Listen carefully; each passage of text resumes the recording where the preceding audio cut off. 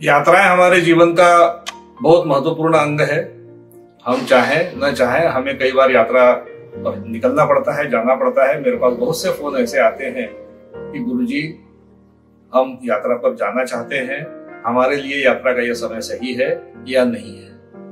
उनकी कुंडली चेक करने पर कभी कभी तो ऐसी स्थिति पैदा हो जाती है कि मुझे उन्हें यह सलाह देना पड़ता है कि भाई इस समय पे आपके लिए यात्रा उतनी शुभ नहीं है। तो ऐसी स्थिति में लोगों का अगला प्रश्न होता है कि गुरुजी हम ऐसा क्या करें कि जिससे हमारी ये यात्रा सफल हो, सुरक्षित हो और हमारे कार्य सिद्ध हो। तो मैं उनको कुछ उपाय सुझाता हूं। तो आज का हमारा जो एपिसोड है वो इसी पर आधारित है। नमस्कार, नक्षत्रवाणी के YouTube चैनल पर आपका स्वागत है। मैं हूं संतोष देशपांडे।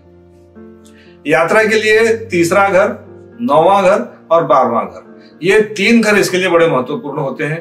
अगर इन 3 घरों पर शुभ प्रभाव है तो व्यक्ति की यात्रा सफल होती है। ये तीनों घर उपनक्षत्र स्वामी के स्वामित्व के आधार पर, उनके नक्षत्र स्वामी के आधार पर और दशा अंतरदशा में इन्हीं घरों के शुभ संयोग से यात्रा शुभ होती है। अगर इसमें किसी प्रकार का कोई दोष निर्मित होता है तो उस व्यक्ति की यात्रा उतनी सफल नहीं होती। उसे कभी कभी अगर उसके ऊपर इतना मैलिशियस, इतना पापी प्रभाव हो कि उस व्यक्ति को यात्रा में दुर्घटना तक का सामना करना पड़ सकता है। तो ऐसी स्थिति में क्या किया जाए कि, और यात्रा करना अत्यंत आवश्यक है कि जाना तो बहुत जरूरी है। तो ऐसी स्थिति में उस व्यक्ति को कुछ उपाय करके ही घर से निकलना चाहिए। जैसे यदि 9वें घर में मंगल हो, 12वें घर का संयोग हो और तीसरे घर में अगर राहु हो तो राहु और मंगल का इन दोनों का दृष्टि संयोग हो गया है।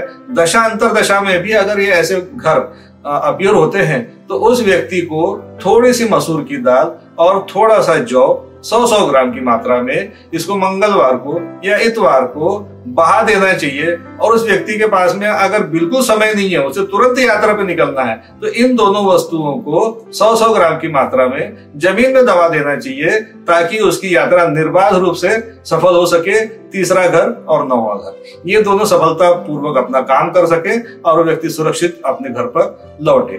12वें घर में अगर इसी प्रकार का कोई योग आता है, 12वें घर में अगर ये वाली ऐसा कोई संयोग दशा अंतरदशा में अपीयर होता है, अगर वहां पर गुरु है तब तो उस व्यक्ति की यात्रा शुभ होती है।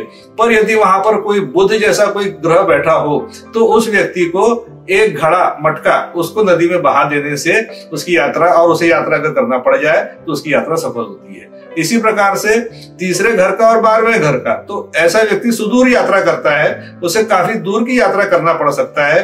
तीसरा घर और 12वां घर, इन दोनों पर राहु का, बुध का या मंगल का कोई दुष्प्रभाव हो तो उस व्यक्ति को थोड़ी सी खड़ी मूंग, थोड़ा सा जौ और थोड़ी जो घर में अपन सौंफ खाते हैं, इन तीनों चीजों को एक बार जमीन में दबा देना चाहिए, जिससे कि उसका तीसरा घर और 12वां घर ये दोनों सफलता पूर्वक अपना काम कर सके और उस व्यक्ति की यात्रा सफल हो जाए।